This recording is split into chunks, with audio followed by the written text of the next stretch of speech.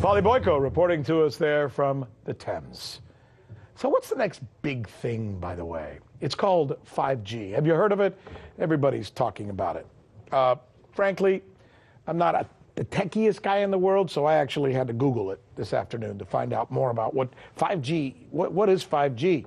So I looked at Wikipedia, and here's what I found out that Wikipedia says. 5G, according to Wikipedia, is the latest generation of cellular communications targeting high data rates, reduced latency, energy savings, cost reductions, higher system capacity, and massive connectivity. There you go.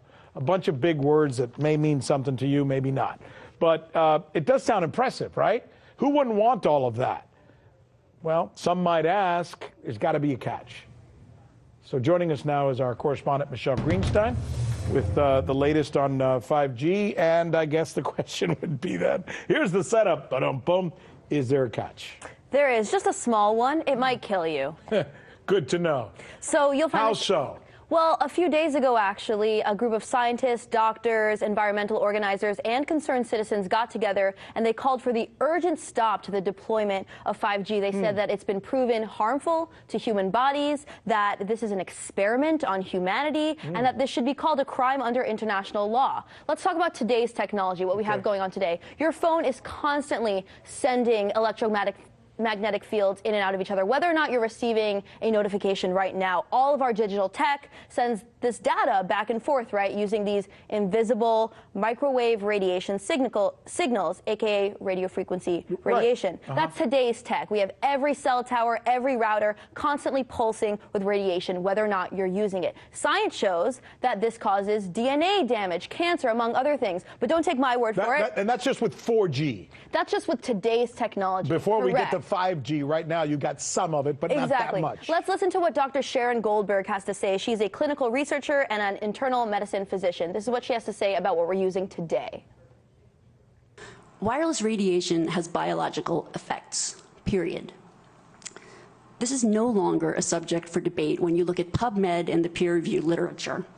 These effects are seen in all life forms: plants, animals, insects, microbes. In humans, we have clear evidence of cancer now. There is no question. We have evidence of DNA damage, cardiomyopathy, which is the precursor of congestive heart failure, neuropsychiatric effects.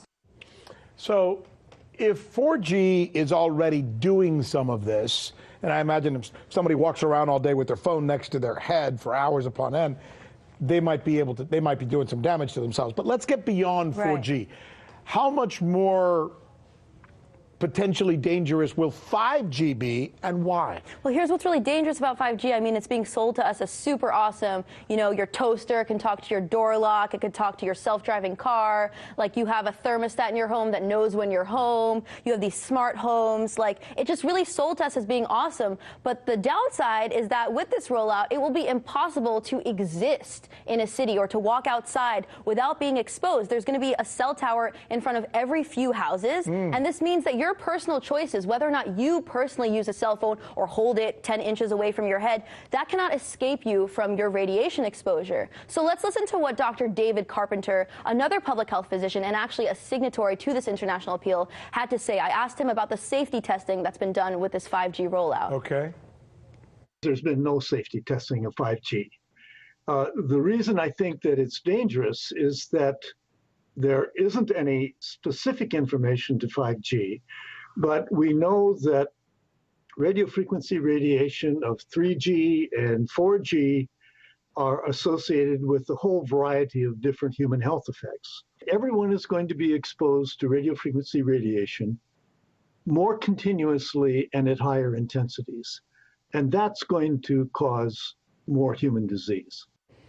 So if I was your big brother or your dad, and you're being a little younger than me and probably have a little more awareness of this stuff, and I asked you, sure, So when you described 5G, for those in the audience that maybe don't understand it, it's like this Alexa thing that's being sold to us. It's this thing in our homes where, as you said, our toaster's talking to our phone and our phone is talking to... The Internet of Things, right? I mean, if you go online and Google Internet of Things, it's just like utopian Everything is vision. connected, right? Everything, yeah. Sounds super amazing. That's what 5G will eventually hope to become. Exactly. And you're saying it's too much. It's too omnipresent. Well, I'm saying that there should at least be a public debate about the health effects. And the fact is the government is completely not jumping on the ball. I mean, because of the Telecommunications Act of 1996, which says that no state or local government can regulate the placement of any cell towers regardless of environmental effects. Right. That has really laid, there it is right there, that has really laid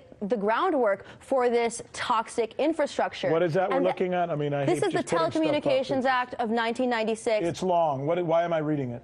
This basically says that regardless of health effects, you cannot stop the deployment of 5G infrastructure. And the FCC, you know, which has no health expertise itself, is completely captured by the wireless industry. It's the same playbook that big oil used with climate change or big tobacco with cigarettes. You know, they're really deceiving the public and selling this to us as something that doesn't have a lot of risks. But you know who hasn't been fooled? The insurance companies. They are not selling any product liability policies that cover cell phone radiation because they aren't fooled by these studies. And look, when people find reports, it is. When usually when you or I go online and find reports about wireless tech to find that it's harmless or that there's no evidence of harm, we're usually looking at industry-sponsored studies. Yeah. And it's not a question about whether we don't want to move toward new technology. We just want to make sure that that new technology is tested before we put it out there. Should know. So good stuff. Hey, Michelle, as usual, good stuff. Thank you. Good report. Hey YouTube, thanks for checking out our channel. We hope you enjoyed the video. We have tons of content for you just like this. For more of RT America's one-of-a-kind news and analysis, be sure to subscribe and never stop questioning more.